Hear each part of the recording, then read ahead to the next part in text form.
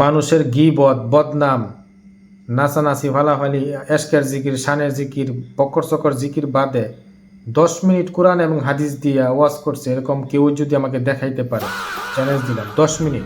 ভিডিওটা আগে দেখেন, তারপর আমি বলি। ওনার মেয়ে, আল্লাহ তাআলা আমাকেও 2টা মেয়ে সন্তান দান করেছেন। আমার মেয়ে, ওনার মেয়ের সম্মান মানে আমার মেয়েরও সম্মান, মানে আমাদের মেয়েরও সম্মান।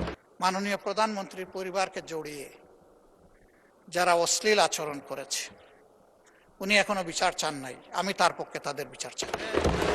তারেক রহমান সাহেব বলতেছে, প্রধানমন্ত্রী আপনারও মেয়ে আছে, আমারও মেয়ে আছে, এই মেয়েটাকে নিয়ে গেল কি উকিলাতি।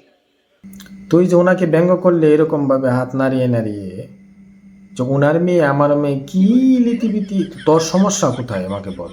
তোর বাবাদের নামে নাম না নিলে কি তোর হয় না? তোর রুজি রোজগার হয় না?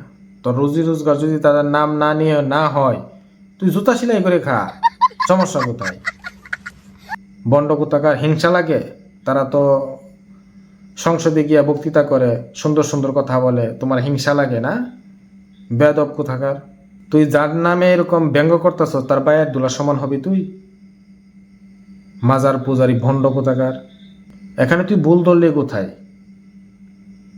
ওনার মেয়ে আমার মেয়ে একই সম্মান। ওনার মেয়েকে কেউ বাজে মন্তব্য করছে, সেজন্য উনি বিচার চাচ্ছেন তার পক্ষ থেকে। তুই এখানে ভুল ধরলি কোথায় আমাকে বল। এই রীতিভীতি এরকম ভাবে যদি ব্যঙ্গ করলি, তোর থুত না উল্টায় আলানি দরকার আছে। বেয়াদব কোথাকার। তুই সুন্নি দাবি করস, তোর সুন্নত কি এটাই শিক্ষা দেয়? একজন সম্মানী ব্যক্তির নামে তুই এরকম ভাবে ব্যঙ্গ করস? তুই কোন সুন্নত পালন করস? উনি তোর বয়সে বড়, তোর এলেমে বড়, সব দিক থেকেই বড়। তুই তার নামে যে ব্যঙ্গ করলি, তোর কোন সুন্নত শিক্ষা দেয় যে একজন মানুষের নামে, সম্মানী ব্যক্তির নামে তুমি ব্যঙ্গ করো? রাসূলের কোনো সুন্নত হাদিস আছে এরকম? বেয়াদব কোথাকার। কোনো টপিক খুঁজে পাও না? না, এতদিন বন্ডামি করে খাইছস, নাচানাচি করে, ফালাফালি কইরা। ওয়াজ তো জানোসই না, কোরআন হাদিস তো জীবনে শিখস নাই, কোনো কিছু শিখস নাই। তোর কোনো ওয়াজের মাঝে 10 মিনিটের কোনো ওয়াজ নাই, যেখানে শুধুমাত্র কোরআন এবং হাদিস দিয়ে কথা কইছস। কেউ দেখাইতে পারবে না, চ্যালেঞ্জ দিলাম। মানুষের গীবত, বদনাম, নাচানাচি, ফালাফালি, এশকের জিকির, শানের জিকির, বকর চকর জিকির বাদে 10 মিনিট কোরআন এবং হাদিস দিয়ে ওয়াজ করছে এরকম কেউ যদি আমাকে দেখাইতে পারে, চ্যালেঞ্জ দিলাম 10 মিনিট।